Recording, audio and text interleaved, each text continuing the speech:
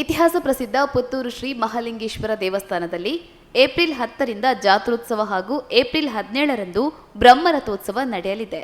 ಈ ಹಿನ್ನೆಲೆ ಇಂದು ಬೆಳಗ್ಗೆ ಬ್ರಹ್ಮರಥ ಮಂದಿರದಿಂದ ಬ್ರಹ್ಮರಥವನ್ನ ರಥಬೀದಿಗೆ ತರಲಾಗಿದೆ. ಈ ವೇಳೆ ಕ್ಷೇತ್ರದ ಪ್ರಧಾನ ಅರ್ಚಕರಾದ ವಸಂತ ಕೆದಿಲಾಯ ಅವರು ಬ್ರಹ್ಮರಥಕ್ಕೆ ಪುಷ್ಪ, ಗಂಧ, ಬಿಲ್ವಪತ್ರೆ ಸಮರ್ಪಣೆ ಮಾಡಿ ಜಾತ್ರೋತ್ಸವ ವಿಜೃಂಭಣೆಯಿಂದ ನಡೆಯಲಿ ಎಂದು ಪ್ರಾರ್ಥಿಸಿದರು. ಇನ್ನು ಈ ಸಂದರ್ಭದಲ್ಲಿ ದೇವಾಲಯದ ವ್ಯವಸ್ಥಾಪನಾ ಸಮಿತಿ ಅಧ್ಯಕ್ಷರಾದ ಕೇಶವ ಪ್ರಸಾದ್ ಮುಳಿಯಾ, ನಗರಸಭಾ ಸದಸ್ಯ ಪಿಜಿ ಜಗನ್ನಿವಾಸ್ ರಾವ್, ವ್ಯವಸ್ಥಾಪನಾ ಸಮಿತಿ ಸದಸ್ಯರಾದ ರಾಮಚಂದ್ರ ಕಾಮತ್ ಸೇರಿದಂತೆ ಅನೇಕರು ಉಪಸ್ಥಿತರಿದ್ದರು.